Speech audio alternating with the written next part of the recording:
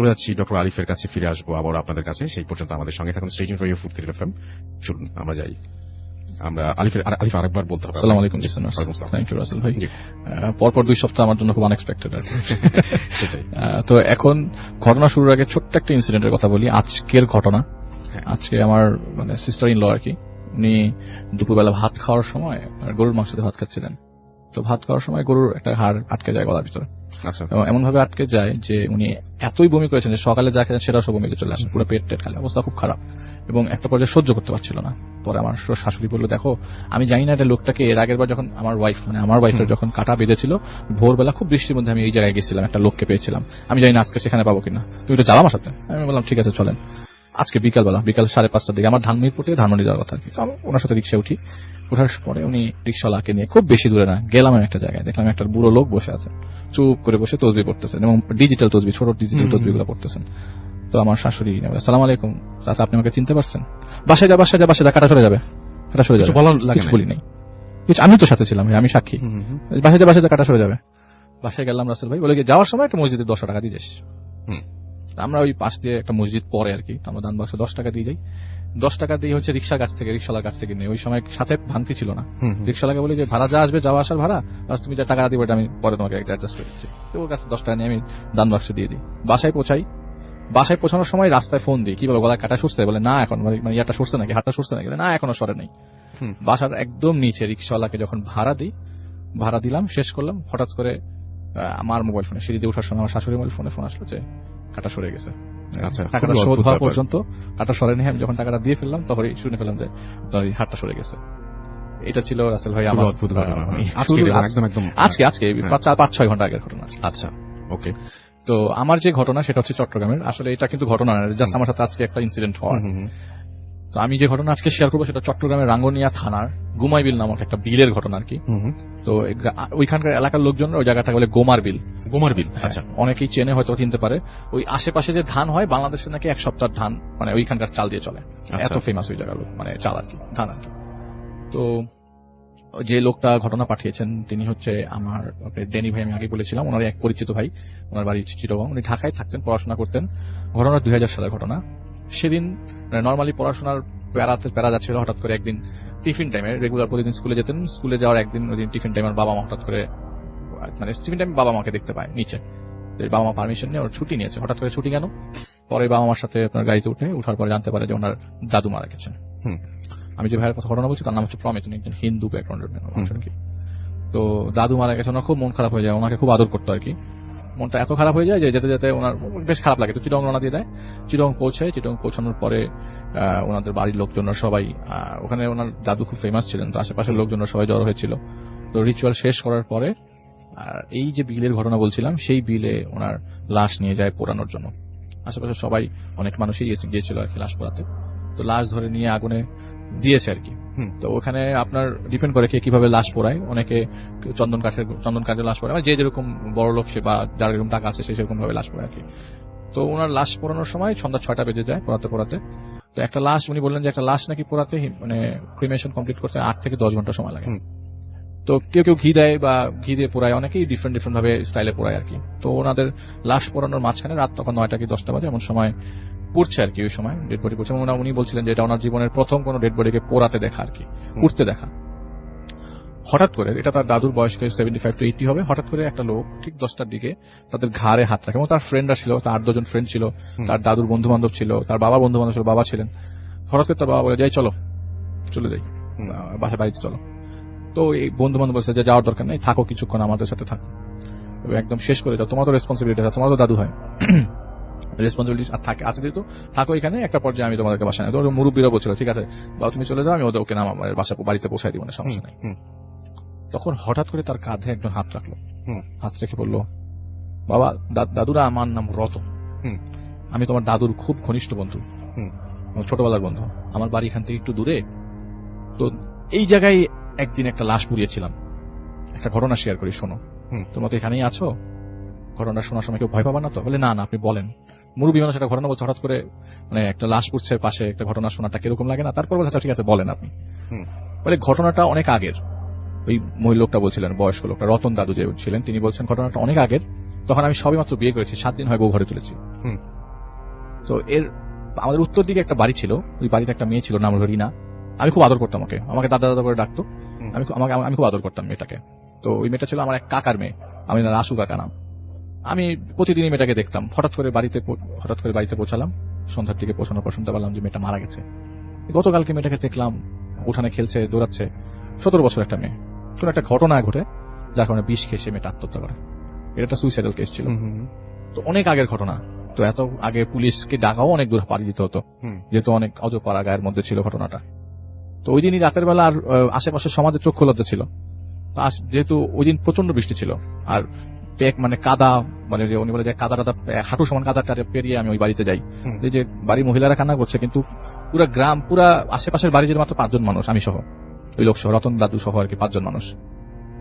বলে যে ঘটনা শোনার সময় ওই ছেলেদেরকে বলছিল, যে ভাইরা ঘটনা শেয়ার করছে, সে ভাইরা বলছে দেখো তোমার ডান পাশে একটা কলা বাগান আছে, কলার বাগান মানে কলার ক্ষেত আছে, তুমি ওইখানে দেখো, ওই জায়গাটা তাকিয়ে থেকো, আমার ঘটনা এটার সাথে রিলেটেড। তো বলতে বলে যে লাশ, এত বৃষ্টি থামার কোনো নাম নাই, এই লাশ পোড়াবো কিভাবে? প্লাস রাসু কাকারা যেই লোকের মেয়ে মারা গেছেন তারা অতটা রিচ না, আর লাশকে রেখে পরের দিন পর্যন্ত ওয়েট করার মতো অবস্থা নাই, আর বৃষ্টির সময় লাশ পড়ানো সবচেয়ে কঠিন। বলে যে 4 জন আমরা লাশ ধরলাম, এবং যে লোক রাসু কাকা ছিলেন তিনি হাঁটছিলেন না। এই কাদা পারি আমরা এই বিলের কাছে আসি। এই বিলের কাছে এসে লাশকে প্লেস করে একটা রাবার গাছের নিচে, মোটামুটি বৃষ্টি তখন কিছুটা কম লাগছিল, আমরা কাঠটার জোগাড় করে নিয়ে মোটামুটি লাশকে বসিয়ে দিই পোড়ানোর জন্য। তো ওনারা পোড়ানোর জন্য বসিয়ে দেওয়ার পরে আপনার লাশকে স্টার্ট করে দেয় হঠাৎ করে। আর ওই দিন বর্ষাকাল, তো উনি বলছেন যে ওনারা হচ্ছে ওই দিন হানে দিন খাওয়া টাইপ লোকজন। আচ্ছা। তো বর্ষাকাল, পাশে বিল, মাছ নাকি একদম টইটুম্বুর, মানে মাছের নড়াচড়া সাউন্ড পাচ্ছে, লুঙ্গি যদি ফেলি মাছ চলে আসবে, মানে অনেক মাছ। বলে যে এই লোভ সামলাতে পারলাম না, 5 জন মিলে 3 জন এখানে থাকলো, আমি আর আমার এক বন্ধু, ওনারা গেলেন হচ্ছে মাছ ধরতে। ওই কলা বাগান থেকে কাছাকাছি বিলের মানে ঘাটের মতো আর কি, বিল থেকে মাছ ওরা নিয়ে ফেলেছে, মানে একটা কলা পাতার মধ্যে মাছ রেখেছিল, কারণ কোনোভাবে মাছগুলা লুঙ্গির মধ্যে পেঁচিয়ে বাইরে নিয়ে যাবে, এরকম প্ল্যানিং আর কি। তো প্রথম খাপে যতটুকু মাছ নিয়ে আসে সেটা আপনার ডাঙায় ঘাটে রেখে আবারও দ্বিতীয়বার যাওয়ার সময় হঠাৎ করে একটা মেয়ে দাঁড়িয়ে আছে। আচ্ছা। সাদা কাপড় পরা একটা মেয়ে, ওই কলা বাগানের ঠিক কোনা দিয়ে দাঁড়িয়ে আছে। মনে হচ্ছিল যে এটা কি রিনার পরিচিত কেউ। রাত তখন 10টা 11টা 12টা বাজে, তখন গভীর রাত। রিনার তো কারো হওয়ার কথা না। একটু আগাই দেখি না, টর্চ লাইটটা মারি, টর্চ লাইটটা মারে দেখে যে কাউকে দেখা যাচ্ছে না, টর্চ লাইটে কোনো কিছু ভিজিবল না। টর্চ লাইট বন্ধ করলেই 5-6 সেকেন্ডের মধ্যে সেটা ভিজিবল হয়ে যায়। কি ব্যাপার, কাহিনী কি? একটু আগাই উনি, আগানোর পর দেখে রিনা দাঁড়িয়ে আছে, যে মেয়েটা সুসাইড করেছে। আচ্ছা, ওইখানে দাঁড়িয়ে আছে। উনি আর কোনো কিছু না ভেবে চিন্তা করে যা খবর হবে, মাছ টাছ গেছে, যা উঠেছিলাম ওটা ফেলে উনি ওই যেখানে লাশ পোড়াচ্ছিল সেখানে চলে আসে। আর ওনাদের সাথে যেহেতু ওনারা হেল্প করেছিল, তো ওনার সাথে একটা রামদা ছিল, ওই রামদাটা উনি কাঁধের মধ্যে ঝুলিয়ে বলে যে ভাই আমি গেলাম, বাসায় বউ আছে, বাচ্চা আছে, বউ আছে এবং ভাইটাই আছে, বাবা মা আছে, আমাকে বাসা যেতে হবে। তো উনি তাড়াতাড়ি ওনাকে মানে বিদায় টিদায় না নিয়ে তাড়াতাড়ি চলে আসে। তো বিল ক্রস করে রাস্তায় উঠে এসে রাস্তা মানে আপনি ওনার ঘর থেকে আবার বিলটা দেখা যায়, ওই জায়গাটা দেখা যায়। উনি ওনার বাড়ির সামনে একটা সাঁকো আছে, ছোট্ট একটা চ্যানেলের মতো ছিল, এই সাঁকোটা ক্রস করে ওনার ঘর। আচ্ছা। তো সাঁকোতে প্রথমে পাড়া দিবে এবং তার পিছনে একটা আম গাছের সাথে একদম আম গাছটার পিছনে দুধু ক্ষেত আর কি, ধান ক্ষেত। হঠাৎ করে একটা মেয়ে দৌড়ে আসছে, ঘুমটাও পরা একটা মেয়ে দৌড়ে আসছে, হাত উঁচিয়ে কাউকে যদি আটকানোর জন্য যেভাবে দৌড়াতে হয় সেরকম ভাবে দৌড়াচ্ছে। উনি দেখলো যে একটা মেয়ে দৌড়াচ্ছে, টর্চ মেরে চেহারা দেখার চেষ্টা করলো যে চেহারা বোঝা যায় কিনা। দেখে যে চেহারা তো বোঝা যাচ্ছে না, কিন্তু সারা শরীরের অলংকার, গয়না সব চক করছে। তো উনি প্রায় অর্ধেক চলে আসছিল। কি কাহিনী, এটা কি চোর নাকি অন্য বিয়ের পরে যাতে আসর থেকে পালিয়েছে? এরকম গয়না গাটি তো পরে কোনো মেয়েকে কখনো দেখি নাই। আচ্ছা। হঠাৎ করে সাউন্ড আসতে থাকে, এই ভাগ, ওখানে দাঁড়িয়ে আছে, ভাগ ওখান থেকে, আজকে শেষ হয়ে যাবি। হঠাৎ করে তিনি সাঁকোর শেষ মাথায়, মানে ওনার বাড়ির সাইডের শেষ মাথায় চলে আসতে দেখে ওই মেয়েটা তার সামনে দাঁড়িয়ে আছে। তো উনি খুব ভয় পেয়ে যায়, ওনার শরীরে জ্বর চলে আসে। উনি বুঝতে পারছিলেন যে ওনার শরীরে জ্বর চলে এসেছে, আর বৃষ্টি পড়ছে তো ওই মুহূর্তে, সারা শরীর ভেজা, শীত লাগছে, শীতে কাঁপছে। এমন সময় নম স্টাইলে এসে নিচে নেমে যায়। আর ওই মহিলাটা বলতে থাকে, ওই মহিলাটা কিন্তু রিনা না, ওই মহিলাটা বলতে থাকে আজকে তোর কল্লাটা ফেলে দিব। এটা বলতে বলতেই কিছুক্ষণের মধ্যে ভ্যানিশ হয়ে যায়। উনি আশেপাশে দেখে তাকিয়ে দেখে কেউ নাই। উনি দৌড়ে তার ঘরের মনে পিছলে যেভাবে পারে, এর মধ্যে 2-3 বার পড়েও গেছে। ঘরের মধ্যে ঢোকার পরপরই সে দরজা জানালা বন্ধ করে ফেলে। সাউন্ড আসতে থাকে রাসেল ভাই বাড়ি থেকে, ও রতনদা আমার খুব কষ্ট হচ্ছে, রতনদা আমাকে একটু বাঁচান, আমি পুড়ে যাচ্ছি, শেষ হয়ে যাচ্ছি, আমার সারা শরীর জ্বলতেছে, রতনদা আমাকে একটু বাঁচান। রিনার ভয়েস আসতে থাকে, তার ঘর থেকে তিনি রিনার ভয়েস পেতে থাকেন এবং অনেকক্ষণ যাবত পেতে থাকেন। তো উনি দরজা জানালা হালকা করে ফাঁকা করে দেখেন যে দূর থেকে যে ওই ডেড বডি এখনো পুড়ছে, তখনও পুড়ছিল। আচ্ছা, তো ওই মুহূর্ত পর অনেক সময় পার হয়ে যায়, কিন্তু সারা রাত তিনি এরকম শব্দ শুনতে থাকেন, রতন দা আমাকে বাঁচান, রতন দা আমাকে বাঁচান। পরের দিন সকালবেলা শুনতে পাই যে 17 ঘন্টা সেই লাশটা 17 ঘন্টা পরে, পোড়ার পরে বৃষ্টি থামার পরে আস্তে আস্তে আস্তে আস্তে ওই লাশটা পোড়াতে পারে আর কি। আচ্ছা, তো এই পর্যন্ত এতক্ষণ লেগেছে। এ পর্যন্ত পরে উনি মানে যে রিনার ভয়েসটা আমি একদম প্রপারলি শুনতে পান। পরবর্তীতে অনেকদিন জ্বর ছিল তার, এরপরে সুস্থ হয়ে যায়। পরে উনি বলে যে এটাই ছিল ওনার ঘটনা, এইটাই যে ভাইটা আমাকে শেয়ার করেছেন প্রমিত, উনি এই ঘটনাটা তার ওই দাদুর কাছ থেকে পেয়েছেন, অনেক আগের ঘটনা। ওকে, ভাবেই যেই জিনটা মেয়েটার ভেতরে ঢোকে কোনোভাবেই তারা বোতলবন্দি করতে পারছিল না ডিউ টু হিজ পাওয়ার। আর পাওয়ারটা এতটাই মানে জেকে বসেছিল জিনটার উপরে, তারা কোনোভাবে মেয়েটাকে সেই লোকটা মানে সেই জিনটা মেয়েটাকে ছেড়ে যাবে না বলছে। আর ইঙ্গিতটা এরকম ভাবে দিচ্ছে যে আমি এই মেয়েটাকে ছেড়ে যাব না, আমি যদি মেয়েটাকে ছেড়ে যাই তাহলে মেয়েটা কোনোভাবেই মারা যেতে পারে। কেন মারা যেতে পারে, কি কারণে মারা যেতে পারে, এই জিনিসগুলো বলতে বলতে বলে আমি সবকিছুই বলবো, কিন্তু আপনারা পাশে যে একটা ছেলে আছে মানে যার কথা আমি বলছি, যার ঘটনা বলছি, তাকে আপনারা একটু যোগাযোগ করেন। তো ওই বাসায় পরিচিত একটা লোক ছিল, এই যে যার ঘটনা নাসির সাহেবের পরিচিত একটা লোক ছিল। তিনি বলে ওকে আমি চিনি। বলে হ্যাঁ আপনারা চিনবেন ওকে, আপনারা ওকে ডাকেন, যদি একান্তই আমাকে এই মেয়ের বাড়ি থেকে আপনারা সরাতে চান, ওকে নিয়ে আসলে হয়তো আপনারা একটা চান্স পাবেন। তো পরে উনি বলল যে এত রাতের বেলা, বলে হ্যাঁ এখন ওনাকে তো আপনি পাবেন না ফোন দিয়ে, আপনি এটা 2013 সালের ঘটনা আছে ভাই, আপনি তো এখন ওনাকে ফোন দিয়ে পাবেন না, উনি এখন ইবাদতে ব্যস্ত, যে মেয়ের উপর ভর করেছে, মেয়েটা নিজেই বলছে উনি এখন ইবাদতে ব্যস্ত, উনি কোনোভাবেই আপনার কথায় সায় দিবে না। ঠিক তাই ফোন দিচ্ছে, ফোন করছে না। উনি বললো যে ওনাদেরকে এই কথাটা নাকি বলে, কখন বলে এই জানে হচ্ছে উনি পরের দিন দুপুরবেলা যখন তিনি বাসার ভেতরে ঢোকার ট্রাই করেন, যখন ওনাকে বলে যে আপনি আমাদের বাসায় আসেন, তো তিনি দুপুরবেলা সকালবেলা 11টা পর্যন্ত ঘুম থেকে ওঠার পরে তিনি ওই বাসায় যখন জোহরের নামাজ ওয়াক্ত পরে যান, উনি বলে যে বাসাটায় ঢোকার সময় আমার কাছে মনে হচ্ছে ঘুম ঘুম শব্দ, চারিপাশে ঘুম ঘুম শব্দ, আমার পাশ দিয়ে ডানে বায়ে খালি লোকজন দাঁড়ানো, কিন্তু আমি কাউকে দেখছি না, মনে হচ্ছে ঘুম ঘুম ঘম ঘম শব্দ, কেউ রাগে গিটমিট করছে, হঠাৎ করে আমার উপরে অ্যাটাক করবে, এরকম একটা ফিল করছি আমি যখন দুপুরবেলা মেয়েটাকে দেখলাম, মেয়েটার চেহারা সুরতের যা অবস্থা, মেয়েটা 3 দিন ধরে কিছু খাচ্ছে না, এবং মেয়েটার ভেতরে যে জিনটা বসে আছে সেই জিনকে আমি ডাকলাম। আচ্ছা, ডাকার পরে আমি যখন জিজ্ঞেস করলাম হোয়াট ইজ দ্য প্রবলেম, তুমি কি সমস্যা নিয়ে এই মেয়েটার উপরে পর করে আছো, তো যে ডিটেলসটা আমি মানে শুনলাম যে ওই বাড়ির মালিকের মেয়ে হচ্ছে সেই মেয়েটা, এবং ওই বাড়িটা সম্পূর্ণভাবে দখল করবার জন্য কোনো এক আত্মীয় একটা পূর্ণিমা রাতে 100টা জিন ওই বাসায় পাঠায় দিয়ে পুরো বাড়িটা উনি নিজেই বন্ধ করে দেয়। ও আচ্ছা আচ্ছা। এখন ওই জিনগুলা এদেরকে ক্ষতি করতে চাচ্ছে না, ওই জিনগুলো পড়ে গেছে আটকা, এবং ক্ষতি করতে না পারার কারণে ওই জিনগুলাকে মানে ফোর্সফুলি ক্ষতি করানোর জন্য ওই জায়গায় আটকে ফেলে, যে না তোমাদেরকে ক্ষতি করেই বেরোতে হবে, যদি এরকম সম্ভব হয় কাউকে মেরে ফেলো। আচ্ছা, তো এই 100 জিন কোনোভাবেই চাচ্ছিল না, এমন না যে জিনগুলা খারাপ বা কাউকে ডিস্টার্ব করতে চাচ্ছে। আর বাই দিস টাইম যখন এই লোক মানে যে নাসির সাহেব ওই বাসায় ঢোকে, বাই দিস টাইম উনি বলছে যে ওনাদের বাসার লোকজনরা বলতে থাকলো যে আমরা যে কোনো মুহূর্তেই হাঁটা চলাফেরা করতে গেলে মনে হয় যে একটা গরম ভাপের ভিতরে ঢুকে যাচ্ছি, অথবা কোনো একটা কোল্ড স্পঞ্জের মধ্যে ঢুকে যাচ্ছি, কোনোভাবেই আমরা এটা থেকে সরতে পারছিলাম না। হঠাৎ করে দেখি থালা বাসন পড়ে যাচ্ছে, হঠাৎ করে দেখি আমার বাসার বিড়াল মরে যাচ্ছে, বাসার সামনে যে কোনো পাখি উড়ে যেত সেটা পড়ে যেত হঠাৎ করে। আচ্ছা, তো ওই বাসার ভেতরে তখন ওই লোক বললো, নাসির সাহেব বললো যে আপনাদের বাসায় তো আসলে প্রায় 100টা জিন ঢুকেছে, এবং এই মেয়েটাকে যে পোজেস করেছে সেই জিনটাই পাশ দিয়ে যাচ্ছিল। হঠাৎ করে বিপদ দেখে সে কি করে ওই মেয়েটার ভেতরে ঢুকে যাওয়ার পর তিনিও আটকা পড়ে যায়। তিনি জানতো না যে বাড়িটা তাবিজ দিয়ে বন্ধ করা, উনিও আটকে যায় এবং এই মেয়েটাকে ছাড়তে পারছে না। এবং ওইটাও চিন্তা করছে, এই জিনটা যে জিনটা ভর করেছিল সে বলছে যে আমি এটাও চিন্তা করছি আমি যদি ছেড়ে যাই মেয়েটার তো ক্ষতি হয়ে যেতে পারে, আমি ছাড়তে পারছি না।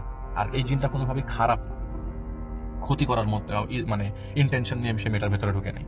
তবে এটুক সে কনফার্ম যে এই মেয়েটাকে মারার জন্য 100টা ঢুকেছে জিন ভেতরে, এবং মেরেই বের হবে এরকমটা প্ল্যান করেই তারা মানে যিনি ঢুকিয়েছেন তিনি এরকম প্ল্যান করেছে। তো উনি এইটা কন্ডিশনটা শুনে ওই দিন ব্যাক করার পরে তিনি তার আমলটা একটু বাড়িয়ে দেয়। তো তিনি আমাকে বলেন, আমি আপনাকে ভাইয়া ইমেইলটা দেখাবো, তিনি বলেন যে আমি একটা জিনিস আল্লাহর কাছ থেকে পেয়েছি, এবং ফার্স্ট অফ অল আমি কোনো ধরনের কুফরি দিয়ে কোনো কিছু ছাড়ানোর ট্রাই করি না।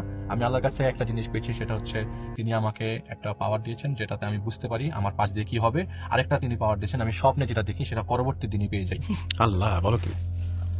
তো এটা তো একটা বিরাট পাওয়ার পাওয়ার উনি বলে যে এইটা আমি একদিনে পাইনি, আমি অনেকদিন যাবত ট্রাই করার পরে পেয়েছি। তো আমি কি করলাম, আমি বাসা থেকে বের হওয়ার সময় তিনি বলছেন যে আমি মেয়েটাকে বললাম আমি কোনো তাবিজে বিশ্বাস করি না, so I am not giving you any sort of taweez. আমি এই ছুরিটা দিলাম, এই ছুরিটা হাতে রাখবে সবসময়, please don't heart it two anyone.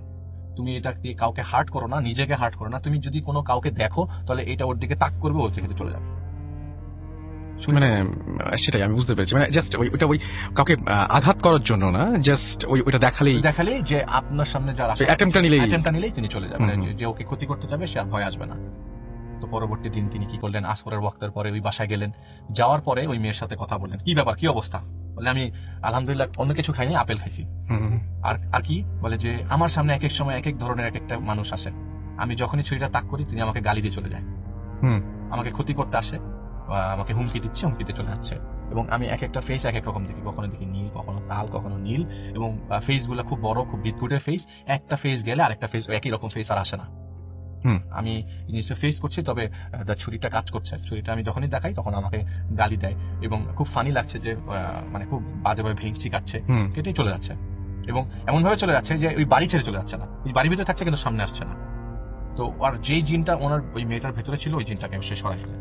ওকে, তো যেহেতু জিনটা সরে গেছে, বাড়ির বাসার তো সবার এখন টেনশন, বাসার ভিতরে যে 100টা আছে সেইটার থেকে কিভাবে উত্তরণ পাওয়া যায়। তো তিনি বলেন সবই সম্ভব, কিন্তু আমাকে কিছুদিন সময় দিতে হবে।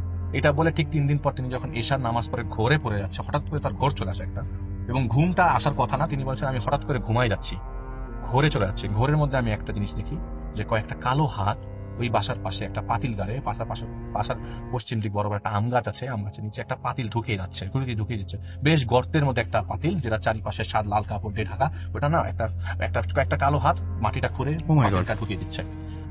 উনি বলছেন যে আমি চেষ্টা করছি যে ঘুমের মধ্যেই এটাকে রাখা না যায় কিনা, কিন্তু আমি জায়গাটা চিনে ফেলেছি, এটা কোন জায়গাটা। আমি এশার ওয়াক্ত শেষ করে, আমি আমলগুলা শেষ করে আমি রওনা দিলাম ওই গাছের নিচে যাওয়ার জন্য। রাত তখন 11:30-12টা বাজে। আমি ওই গাছের নিচে যেয়ে পৌঁছাই। গাছের নিচে যাওয়ার পরে হঠাৎ করে একটা শব্দ আমার পিছন থেকে আসতে থাকে, বলে যে ওস্তাদ যে কাজে আসছো সেটা সাথে তাড়াতাড়ি শেষ করো। উনি বলছে যে আমি ওস্তাদ না, সরি মাস্টার, আপনি যে কাজে আসছেন সেটা তাড়াতাড়ি শেষ করেন। তিনি দেখলো যে ওই বাচ্চা এত গরম, এত ভ্যাপসা গরম, কিন্তু ওই গাছের নিচে দাঁড়ানো অবস্থায় কথা মনে হচ্ছিল যে তিনি বাংলাদেশের বাইরে কোথাও আসছেন। এত ঠান্ডা, ওয়েদারটাই চেঞ্জ হয়েছে, পাহাড়ের উপরে দাঁড়িয়ে আছেন এবং চারিপাশে এনজয় করছেন। বলে যে এইগুলি সব আমার মাইন্ড ডাইভার্ট করার জন্য ট্রাই করছিল। কিন্তু আমি তখন চিন্তা করি না, আমাকে মাটিটা করে ফেলতে হবে। উনি কি করলো, মাটিটা করে ফেললো। অবশ্যই সাথে সাথে একটা পাতিল পেল, পাতিলের মধ্যে চারিপাশে লাল কাপড় দিয়ে ঢাকা। তিনি কি করলেন, বলেন যে লাল কাপড়টা সরাতে আমি একটা ইলেকট্রিক শক খেলাম, that is of about 220 volt হতে পারে, আমার মরে যাওয়ার কথা। আমি খালি শকটা খাওয়ার পরে যখন আমি অজ্ঞান হব, আমি যখন সেন্সলেস হবো, এর আগে আমি জিনিসগুলো দেখতে পাচ্ছি যে ওই বাড়িতে অনেক কান্নাকাটি চলছে, অনেক চিৎকার চলছে, বাঁচাও চিৎকার চলছে, আমাদেরকে বাঁচাও, আমরা গেলাম, এরকম চিৎকার চলছে। দুনিয়া ভেঙে যাচ্ছে, বাড়ি ভেঙে যাচ্ছে, জানালা গ্লাস ভেঙে যাচ্ছে। এরপর আমার কিছু মনে নেই। এরপরে আমার যখন ঘুম ভাঙে, আমি আম গাছের নিচেই ঘুম ভাঙার পর দেখি যে অলমোস্ট ফজরের ওয়াক্তের কাছাকাছি চলে এসছে, এবং আমার পাতিল থেকে নীল লাল করে বহুগুলা ধোঁয়া বের হয়ে গেল। ধোঁয়া বের হচ্ছে, এবং ধোঁয়াটা একদম নন স্টপ বের হচ্ছে, অনেকগুলো ধোঁয়া একটা সময় বের হওয়ার পর এবং ধোঁয়া বের হওয়া শেষ হয়ে গেল। আমি তখন বাসাটার দিকে তাকালাম। উনি বলছে যে বাসাটা থেকে দেখে মনে হচ্ছে বাসাটা ভালো আছে, বাসাতে মনে হয় না কোনো প্রবলেম আছে। তিনি বাসার থেকে উনি পরবর্তী সময় বাসায় ভিজিট করে, দেখে যে না, বাসার লোকজনরা যে কমপ্লেন দিয়েছিল যে বাসায় পাতিল পড়ার শব্দ, ওনাদের বাসায় একটা পাখি পালতো, সেই পাখিটা মারা গিয়েছিল, বিড়াল পালতো, বিড়ালটা মারা গিয়েছিল, বাসার পাশে যদি কোনো কা করে যেত। এটা আমার কাছে সবচেয়ে আজব লেগেছে যে কোনো পাখি যদি বাসার সামনে দিয়ে উড়ে যায়, এটা কেউ মেরে ফেলতো। এটা খুব ভয়ঙ্কর। তো পরবর্তী সময় হচ্ছে না, এখন আর কোনো প্রবলেম নাই। উনি যে মেয়েটার সাথে কথা বললো, মেয়েটাও দেখি সুস্থ আছে, খাওয়া দাওয়া করছে, একটু রোগা লেগে, তখন রোগা লেগেছিল, কিন্তু পরবর্তী সময় এটা ঠিক হয়ে যায়। মেয়েটা পরবর্তী সময় একটা প্রবলেমে পড়েছিল, কিন্তু সেটাও তিনি একটা তদবির দিয়ে ঠিক করে ফেলেন। এটা ছিল রাসেলের প্রথম ঘটনা। আমরা চলে আসছি ডক্টর আলিফের দ্বিতীয় ঘটনায়। চলুন আমরা শুনে আসি। দ্বিতীয় ঘটনাটা হচ্ছে খুলনা জেলায়। তো যিনি শেয়ার করেছেন, আমি লাস্ট এপিসোডেও শেয়ার করেছিলাম, হাসান ভাই। এটি ওনার এক পরিচিত ভাইয়ের ঘটনা, তার দাদার ঘটনা আর কি। তার দাদা যে চাকরি করতেন আর কি, ফরেন্সিক বিভাগে একটা সিম্পল ডোম হিসেবে চাকরি করতেন, একটা জায়গায়, একটা থানার আন্ডারে একটা মর্গে। তো ওনার কোন ধরনের প্রাথমিক শিক্ষা ছিল না, শিক্ষা ছিল এতটুকু যে একটা লাশ কাটতে হবে। শুরুতে যখন তিনি মানে মর্গে চাকরি শুরু করলেন, তখন পাশে তার দাঁড়িয়ে দাঁড়িয়ে দেখতেন তাদের বসের কাজ। একটা পর্যায়ে বসের কাজ দেখে দেখে নিজের কাজ শেখা, এবং আপনার শেখার পরে উনি নিজেই কাজ করা শুরু করলেন। ঘটনাটা 1989 সালের। তো ওনার সিস্টেম এরকম ছিল যে উনি মর্গে ঢুকতেন হচ্ছে রাত 9টার দিকে, 10টার দিকে ঢুকে যেতেন এবং বের হতেন ভোর 5টা 6টার দিকে।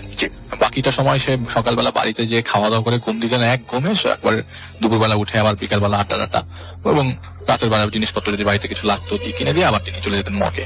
ওকে, এরকম রুটিন ছিল তার। তো এটা হচ্ছে সেপ্টেম্বর মাসের দিকের ঘটনা, 1989 সাল। সেই সময়টায় সেই দিন মানে ওনার এরকম অবস্থা ছিল যে একটা সময় ওনার লাশ কাটা ছিল পেশা, এরপরে হয়ে গেছিল নেশা। এবং এটা আমি আগে একবার একটা ডোমের ঘটনা বলতে যে বলেছিলাম যে আমার কাছে মনে হয় সব ডোমগুলো এরকমই অবস্থায় আছে। মানে প্রথমে প্রফেশনালি একটা পরে বলে যে আমার উনি বলছিলেন যে প্রফেশন থেকে প্যাশন হয়ে গেছে। হ্যাঁ, যে লাশের গন্ধ না শুনলে ওনার ভালো লাগতো না। আচ্ছা, এটা এক ধরনের নেশাই হয়ে গেছে, লাশের গন্ধ না শুনলে ওনার ভালো লাগতো না। আমাকে বলছিল মানে যে ওনার এই অবস্থা আর কি। তো সেদিন যেদিন ঘটনা ঘটে, সেদিন বৃহস্পতিবার, সেদিন 2টা লাশ আসে। অন্য সময় নাকি এরকম হয় যে ওনার অ্যাসিস্ট্যান্ট সাথে থাকলে উনি 5-7টা লাশ কেটে ফেলেন, এরকম দিনও গেছে। তো সেদিন 2টো লাশ আসে এবং 2টো লাশ এরকম ওই যে আপনার এটাকে কি বলে চাটাইয়ের মধ্যে মোড়ানো অবস্থায় আসে, উনি রিসিভ করেন এবং উনি রিসিভ করে 2টো লাশকে স্ট্রেচারের উপরে শুয়ে ফেলেন। ওকে, 89 সালের সেই ঘটনা বলতে যে বলছেন যে ওই দিন এত বৃষ্টি যে ওনার ওই দিন ওই ইয়াটা আসে না, অ্যাসিস্ট্যান্টটা আসে নাই। তো উনি বলে 2টা লাশই তো আছে। দরজা বন্ধ করে, আমার শিয়ালের প্রকোপ ছিল, তো দরজা জানালা বন্ধ করে তিনি লাশ কাটবে এরকম প্ল্যানিং করছেন। এমন সময় লাশ কাটা স্টার্টও করেন। তো প্রথমে মাথার দিকে দাঁড়িয়েছিলেন কিছুক্ষণ, একটা সিগারেট ধরিয়ে এবং মাথা কাটা শুরু করে দেন। মাথা কাটার পরে এরপর বুক কেটে পেটে চলে আসেন। আচ্ছা, এমন সময় প্রপারলি তিনি অন্য যেসব অর্গানস, যেসব ম্যাটেরিয়ালস গুলো আমাদের ফরেন্সিক ডিপার্টমেন্টের দরকার হয় সেগুলো মানে উঠে তিনি জাস্ট সেলাইয়ের জন্য প্রিপারেশন নেবেন। এমন সময় দরজায় নক শব্দ, বাইরে প্রচন্ড বৃষ্টি। এই নকের কিছুক্ষণ আগে আবার অনেকগুলো শিয়াল ডেকেছে, বলে যে বৃষ্টির সময় শিয়াল বের হয়ে এত রাতে টাকা সম্ভব ইম্পসিবল। রাত্রে 1টার পর কাজটা ধরে এবং 2টা লাশই তো আস্তে আস্তে ধরি। এবং আমি বলি রাসেল ভাই, কিছু স্কিপ করে গেছি যে ওনার বলে যে আমি সবসময় কোনো কনসেন্ট্রেশন দিতাম না লাশের প্রতি, এত মায়া দিয়ে দেখতাম না লাশকে। ওদিন কেন জানি তার মনে হয়েছিল যে একটু মায়ার চোখে দেখি লাশটা। ওই লাশটা মায়ার চোখে দেখতে যে লাশের ডান চোখটা উপরের দিকে তোলে। তো বেসিক্যালি এরকম জানি যে মাসল কন্ট্রাকশনের কারণে পরবর্তী সময় এই জিনিসটা বন্ধ করা যায় না, তাই হচ্ছিল। লাশের চোখের পাতাটা নামানো যাচ্ছিল না। এক্স্যাক্টলি সেম ভাবে বাম পাশটাও করতে যে তিনি দেখলেন যে বাম পাশেরও সেম অবস্থা, এখন 2 পাশের পাতাই বন্ধ হচ্ছে না। একটা পর্যায়ে তার কাছে মনে হচ্ছে থাকলো যে কি ব্যাপার, লাশটার কি চোখের মনি নড়ছে? দেখছে যে ওনার দিকেই লাশটা তাকিয়ে আছে, চোখের মনি মুভ করতে যে ধরতে আজেরা জিনিস। খুব সাহসী মানুষ ছিলেন। ওই 89 সালের ঘটনা, এর আগে তার 15 বছরের এক্সপিরিয়েন্স, তো কোনো সমস্যাই না। তিনি এরকম লাশকে সেলাই করার প্রিপারেশন নেবেন। আবারও লাশের চেহারার দিকে তাকালেন, দেখলেন যে লাশটা তার দিকেই তাকিয়ে আছে। কোন একটা ম্যাটেরিয়ালস নিয়ে কোনো একটা ম্যাটেরিয়ালস টেবিল থেকে নিয়ে আসে, তার টেবিলে যাচ্ছে, তার কাছে মনে হচ্ছে লাশটা তার দিকেই তাকিয়ে আছে এবং মণিগুলো ঘুরে ঘুরে দেখছে যে সে কোথায় যাচ্ছে। এমন সময় শিয়ালের শব্দ, শিয়াল ডাকার শব্দ, বাইরে অনেকগুলো শিয়াল ডাকছে। বৃষ্টির মধ্যে শিয়াল ডাকার কথা না এত রাতের বেলা। হ্যাঁ, রাতের বেলা শিয়াল ডাকে, কিন্তু বৃষ্টির মধ্যে এরকম দরজার সামনে এসে ডাকা ইম্পসিবল। হঠাৎ করে দরজার মধ্যে নক। এবার আমি নকের শব্দে আসি। নক করতে গিয়ে উনি দরজাটা খুলে দেখেন যে ওনার যে অ্যাসিস্ট্যান্ট, সে অ্যাসিস্ট্যান্ট চলে এসছে, তার সাথে আরেকটা লোক। এবং আশ্চর্যজনক বলে যে উনি এই জিনিসটা এতটা ওভারলুক করে গেছেন যে ওই 2জন লোক ভেজা ছিল না। বাইরে তো প্রচন্ড বৃষ্টি এক ফোঁটা থামার নাম নাই, কিন্তু এই লোক 2টা শুকনো। এবং এমনও না যে পাশে কোনো ধরনের ছাউনি আছে বা উনি ওইখানে দাঁড়িয়ে ছিল বা কিছু একটা, এরকম কোনো চান্সই নাই। ওই জায়গায় আসতে গেলে আপনাকে ভিজতেই হবে। তো ওরা শুকনা, তো উনি এতটা কেয়ার করেন নাই, আমলে নেন নাই। দরজা লাগিয়ে যেমন যে লোকটা ওনার বাইরের লোক ছিল তাকে বলেছেন যে তুমি ভয় পেতে পারো, তুমি পেছনের যেয়ে বসো, পেছনের রুমটাতে যেয়ে বসো। তো এই লোকটা পিছনের রুমটাতে যেয়ে বসে এবং তার লোকটাকে বলে যে দেখো আমি ম্যাটেরিয়াল সব বের করে ফেলছি, কলিজা টলিজা সব বের করে ফেলছি, আসলে সেলাইটা করে ফেলি, কারণ সকালবেলাই দিতে হবে আরেকটা লাশ কাট। তো ওনারা সেলাই করতে যায় এবং ওই লোকটাও বাধ্য ছেলের মতো তার সাথে সেলাই করতে বসে পড়ে। পেটের থেকে আসবে বুকের দিকে, এমন সময় কটর কটর সাউন্ড, ওই কাঠের ভিতর থেকে যদি উই পোকা কটকট করে সাউন্ড করতে থাকে, ঠিক এরকম ভাবে সাউন্ড হতে থাকে। তো উনি পিছনে তাকাতে যাবে, এমন সময় পাশের যে অ্যাসিস্ট্যান্টটা ওনাকে বলে যে এই তুই পিছনে তাকাইস না, পিছনে তাকালেই শেষ হয়ে যাবি। এইটা বলার পর উনি আর ওই জায়গায়, উনি বলছে যে ওই জায়গায় এত সাহসী লোক, উনি একদম শেষ হয়ে যায় ভয়। কাহিনী কি, উনি দেখে পেছনে যে লোকটা, ওই লোকের ওই ডেড বডির মাথার মধ্যে দিয়েছে একটা কামড়। মানে কামড় দিতে যাচ্ছে, এরকম কন্ডিশন। উনি এক দৌড়ে দরজার কাছাকাছি চলে যায় এবং গিয়ে মানে কাছে যেতে পিছনে তাকিয়ে দেখে যে আসলে কাহিনী কি হচ্ছে। আমি এত সাহস একটা আমার এত ভয় পাচ্ছি কেন। উনি পিছনে তাকাতে দেখে যে ওই যে স্পেসিমেন গুলা খুলেছে, মানে উনি কেটে রেখেছে আলাদা করে, সেগুলিতে কামড় বসিয়ে দিয়েছে তার অ্যাসিস্ট্যান্ট। উনি এক দৌড় দেয়, দৌড়াতে দৌড়াতে যতই পালাচ্ছে ততই শব্দ আসছে। এতদিন যাবত এত লাশ কাটছে, এবার আয় না আমাদের সাথে লাশ কাট, এবার আয় আমাদের সাথে, এরকম শব্দ শুনছে। এবং এক ভৌ দৌড়, ওনার বাড়ি ওখান থেকে প্রায় 1.5 কিলোমিটার দূরে। দৌড়াচ্ছে দৌড়াচ্ছে দৌড়াতে দৌড়াতে অর্ধেক রাস্তা সে সেন্সলেস হয়ে যায়। ঘুম ভাঙে একটা ইমাম থাকে তার সাথে, মানে ঘুম থেকে উঠে তার ইমাম আছে সামনে এবং তার ছেলে আছে, তার ওয়াইফ আছে।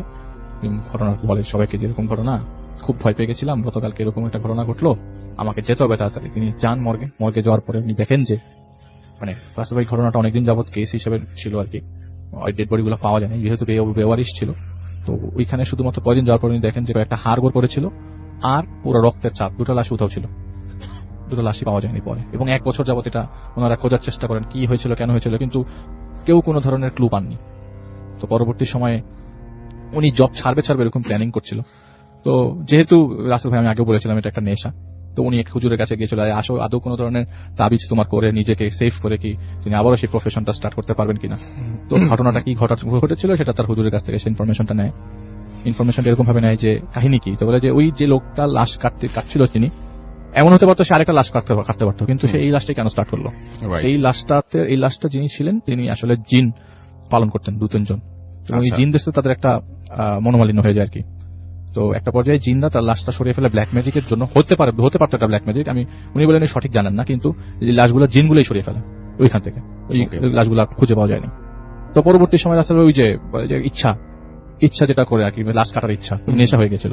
একদিন এরকম হঠাৎ করে মর্গ থেকে ফোন আসে, মানে ডাক আসে আর কি যে যেতে হবে। তো উনি মর্গে যান, একটা লাশ কাটেন, সেদিন বাসায় ফেরেন। বাসায় ফেরার পরে রাত্রেবেলা স্বপ্ন দেখে তার ঘুম ভাঙে, স্ট্রেচারের মধ্যে চারিপাশে 4-5 জন লোক আপনার ছুরি নিয়ে দাঁড়িয়ে আছে এবং তাকে কাটবে বলছে, তাকে এখন সবাই কেটে ফেলবে, ওই 4 জন মিলে তাকে এখন কাটবে। তিনি ডেড বডি হয়ে আছেন, এটি তিনি স্বপ্নে দেখলেন।